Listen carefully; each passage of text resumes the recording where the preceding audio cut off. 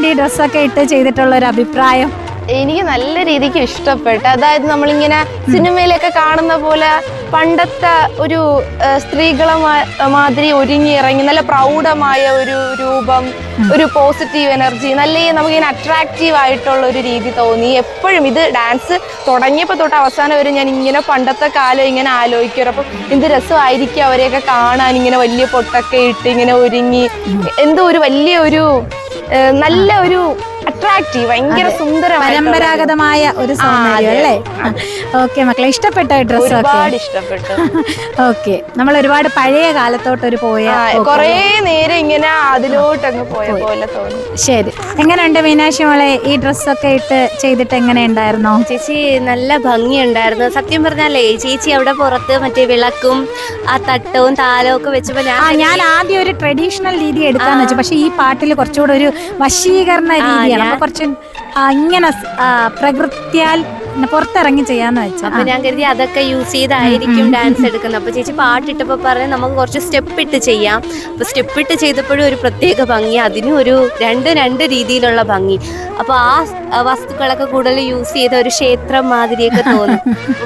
ഒരുപാട് എന്തോ ഭയങ്കര സന്തോഷവും ഒരു പഴയ ഓർമ്മയിലോട്ടൊക്കെ പോയത്. തീർച്ചയായിട്ടും. എങ്ങനെ ഉണ്ടായിരുന്നു അനാമിക മോളെ? യഥാർത്ഥത്തിൽ നല്ലൊരു അനുഭവമായിരുന്നു.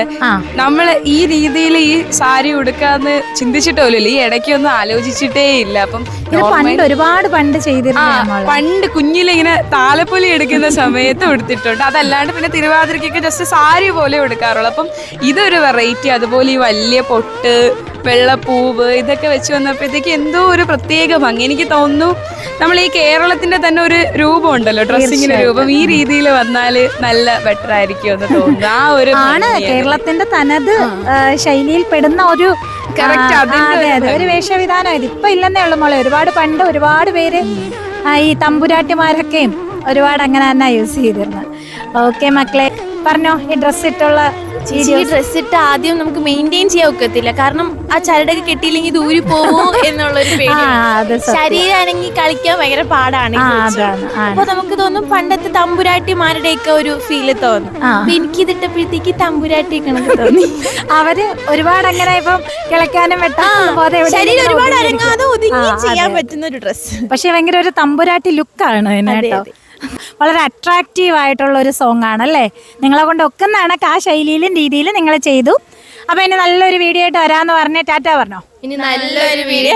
അയ്യോ, ഉറങ്ങി നിൽക്കുന്നു. നല്ല വീഡിയോ ആയിട്ട് വരാം.